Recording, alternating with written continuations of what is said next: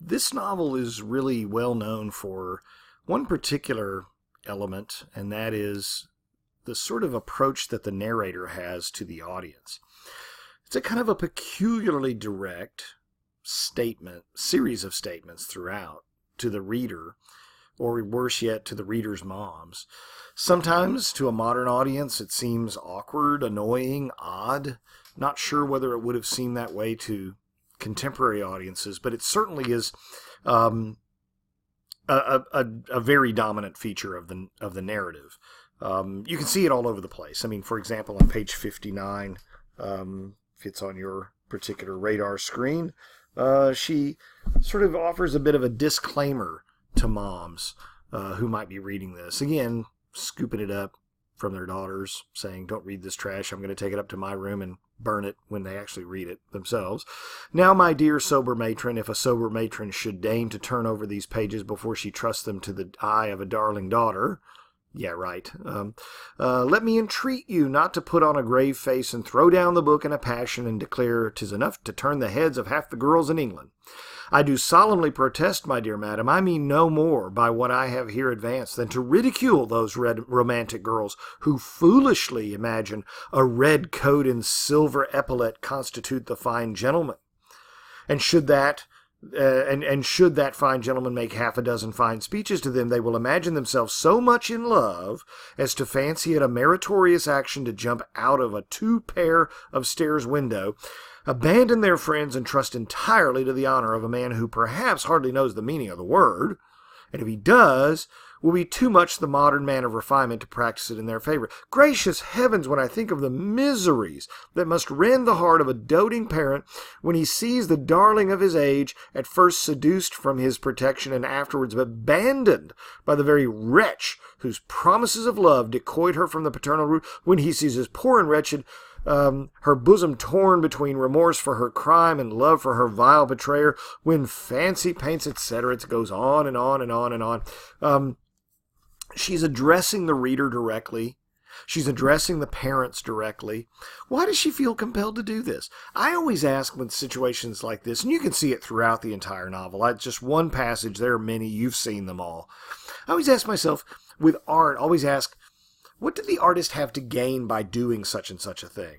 How did doing that thing help her achieve some goal or objective? The book purports to be didactic. Okay, it's trying to teach young girls a lesson, to give them advice. Oh, don't date men like this. Don't run away from your parents. Do what your parents say, etc. And so we see this in its focus on these young readers. But is it not also taking aim at parents? It seems so, because the parents are such crummy characters in the novel. The characters that are parents are such crummy characters. I mean, it's very critical of parents. I wonder whether or not she wrote this not because she thought parents would read it, but she thought that teenagers would imagine that their parents would confiscate their books and read it, and the teenagers who read a passage like that will say, "Yeah, you tell mom not to pick on me. This is no harm in this reading this book. I'm just trying to figure out how to be a proper young lady, and this lady who wrote this book is trying to tell me that," right? She's trying to score points with the teenage reader by faking a passage written to their moms when their moms might not actually care, or might not ever get the book, or might not react this way. For all of that, I think the key question remains for us: what are we to make of this book? Is it progressive? One that is frank, one that talks to young women of this class at this age about the perils of forming a really bad, foolish relationship. Because at the time, the consequences would have been incredibly severe. I mean, today, people shame each other for all kinds of things. I know that. But this, nowhere near, folks. Nowhere near what it would have been for a young woman at that age, in that time, that class, to have found herself in a very, very bad position. After all, the novel was based, allegedly, very loosely, on a true story. Okay? And so, and it was a very sad true story as well. Does this book strike us today as progressive in this regard? Frank, empowering? Or is it trying to simply enforce conformity and traditionally restrictive gender roles? In other words, is it illuminating or is it repressive? I'll give you an example of what I'm talking about here. In discussing sex at all, you could say that this was a very forward-thinking, quote, modern novel. It's talking about things that people didn't talk about. It is saying to young women, listen, it may not be fair, but this is the way the world is. I'm just telling you like it is. I'm giving you the truth here. And it may not be fair, but that's the way it is. You're going to have to be very, very careful out there. You are swimming with sharks right now. And you, because of the great double standard we all know about, are going to be the one that bears all the consequence of this behavior. So you've got to be more vigilant and be more careful. Is this the voice of a wise and worldly woman who is sitting down with these girls and saying, listen to me, I'm going to tell you the truth here? Or is this simply trying to scare girls into being, goody two-shoes kids? This horrible thing will happen to you, and I'm just going to scare you into being virtuous. At one point, Charlotte writes to her mother, and this is an important passage, where she says, I gave up the only gem that marked me as a valuable person or some such thing. I'm paraphrasing, but she said in her letter to her mother, the only jewel, the only gem that gave me respectability. And of course, we know what she's talking about. She's talking about her virginity. It is a fact that in that day and age and among that class with those kinds of girls, if they were not virgins, they were going to be scorned, ridiculed, shamed, and rejected. How does this novelist feel about the fact that girls at that time were kind of simply reduced to sexual objects in that way?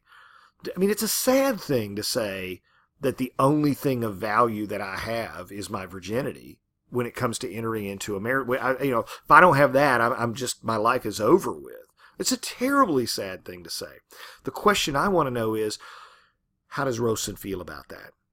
Is she necessarily subtly very critical of it? Is she saying this is stupid? These girls need to be told the truth about marriage and sex and these kinds of things, and parents' expectations are ridiculous and oppressive? Or has she simply signed on and said, no, I think it's absolutely appropriate to scare the living crap out of girls because the consequences are so ridiculously difficult that you've got to scare them into being good kids? It's a really interesting question. If you've noticed so far in this class, there's a little bit of a sub-theme. I'm dealing with texts where you have to ask yourself, what did the writer mean? Did she mean this or did she not? Is she being progressive and a little bit on the radical side? Is she challenging the status quo? Or is she simply reinforcing it and reflecting it? That's really interesting. These early works, you have to decide that for yourself. With the next set of works, it'll be very clear that the writers that we're dealing with are continually challenging the status quo, particularly the injustices that we see in it. How much of a radical or a progressive do you want to make Rosen? That's the question we have there. I don't know. You'll have to make that decision. Well, for quiz 3, obviously, sending it straight in to me again via email. We've got the following 3 questions. How does Belcourt trick Montraville in an effort to get Charlotte for himself?